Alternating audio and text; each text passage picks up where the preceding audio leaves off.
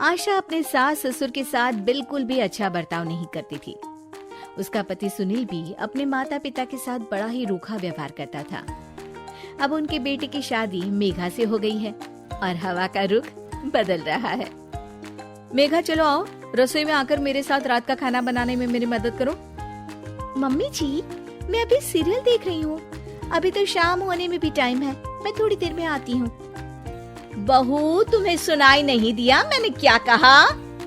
Mummy जी, शायद आपको सुनाई नहीं दिया जो मैंने कहा। आशा रसोई में जाकर सारा खाना खुद बनाती है और मेघा अपनी दादी सास ससुर के साथ बैठकर बातें कर रही होती है। आशा को बहुत गुस्सा आता है। आशा मेघा के पास जाती है और उसे बुरा भला कहने लगती है। कैसी बहू हो तुम? सास खाना बना रही है और तुम यहाँ गप्पे मार रही हो। सासू माँ और ससुर जी को तो कोई काम नहीं होता, वो तो फ्री है, पर तुम्हें तो अकल है ना? ये सुनकर मेघा भी आशा से बहस करने लगती है। मम्मी जी, ये आपकी सास ससुर हैं, आप इनसे इज्जत से बात कीजिए और हाँ, प्यार से बोलेंगी तो कुछ भी कर लूंगी, पर ऐसे रौब झाड़ेंगी ना तो भूल जाइए कि कोई काम करने वाली हूँ मैं। क्या? तुम्हारी इतनी हिम्मत? मेरी ही किस्मत फूटी है जो मुझे तेरे जैसी नालायक बहू मिली है। नहीं मम्मी जी, आपसे ज्यादा खराब किस्मत तो दादी सास की है जिन्हें आप जैसी बहू मिली।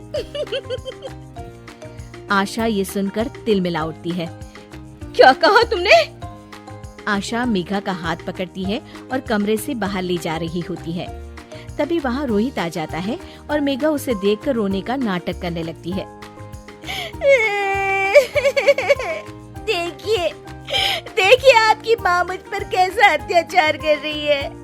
मैंने इनसे कहा कि सासू माँ, मैं खाना बना देती हूँ, बस थोड़ा टाइम लगेगा, तो मेरा हाथ पकड़कर कैसे मुझे घसीट कर लेकर जा रही है।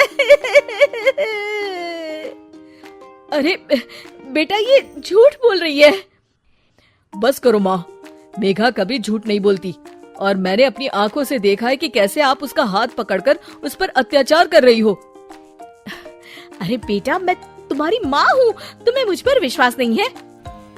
मेघा मेरी पत्नी है, उसका मेरा साथ तो जीवन भर का है और मैं उसी का साथ दूंगा। गलती आपकी है, आप ही सुधर जाइए माँ। तभी वहाँ सुनील आ जाता है। ये किस तरह से बात कर रहा है तू अपनी माँ से? पापा, आप तो रहने ही दीजिए, दादा दादी से आप किस तरह से बात करते हो देखा है मैंने। चलो मेघा। रोहित और मेघा वहाँ से चले जाते हैं। इस डायन ने तो मेरे बेटे पर कुछ जादू कर दिया है, देखो कैसे अपने माँ बाप से बात कर रहा है। एक दिन रोहित सुनील के पास आता है और कहता है, पापा, पिछले महीने आपने जो ये अपने कमरे के लिए नया एसी लिया, मुझे बताया क्यों नहीं? अरे इसमें तुझे क्या बताना?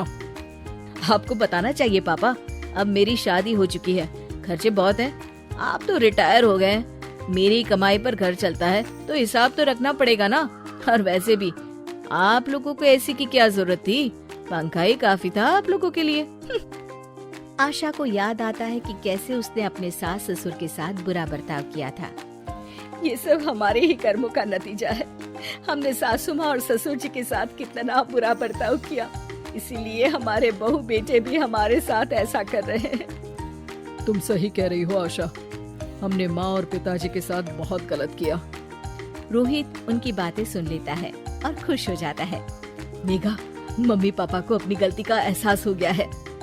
ये तो बहुत अच्छी बात है, मतलब अब हमें ये नाटक खत्म कर देना चाहिए। नहीं, बस एक आखिरी बार नाटक और करना होगा, ताकि ये दोनों दादा और दादी जी से अपने किए की माफी मांग ले। अगले दिन सभी हॉल में बैठे होते हैं, तभी रोहित और मेघा वहाँ आते हैं। मम्मी, मैं सोच रहा था, मतलब मैं और मेघा सोच रहे हैं कि। मम्मी जी, ये कहते हुए जरा शर्मा रहे हैं, मैं ही बता देती हूँ। हम सोच रहे थे कि आप दोनों को वृद्धाश्रम भेज दें। आशा और सुनील ये सुनकर दंग रह जाते हैं। तभी उनकी दादी सास बोलती है, ये कैसी बातें कर रहा है रोहित अपने माँ बाप से, कि अपने माँ बाप को कोई वृद्धाश्रम भेजता है। क्यों दादी, आपको भी तो ये लोग वृद्धाश्रम भेजने की धमकी देते रहते थे, तो आज इन्हें खुद ही चले जाना चाहिए। ये सुनकर सुनील और आशा शर्मिंदा हो जाते हैं। तू सही कह रहा है बेटा, हमने अपने माँ बाप का ख्याल नहीं रखा।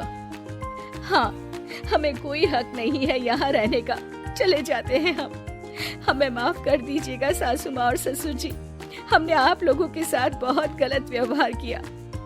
हाँ माँ जी, पिताजी, हमें माफ कर दीजिएगा। ये देखकर रोहित और मेघा खुश हो जाते हैं। आप लोग कहीं नहीं जाएंगे। आप लोगों को वृद्धाश्रम भेजने का मैं सोच भी नहीं सकता। ये तो मैं और मेघा नाटक कर रहे थे ताकि आप लोगों को अपनी गलती का एहसास हो। आशा और सुनील को अपनी गलती का एहसास होता है और वो सब एक खुशहाल परिवार की तरह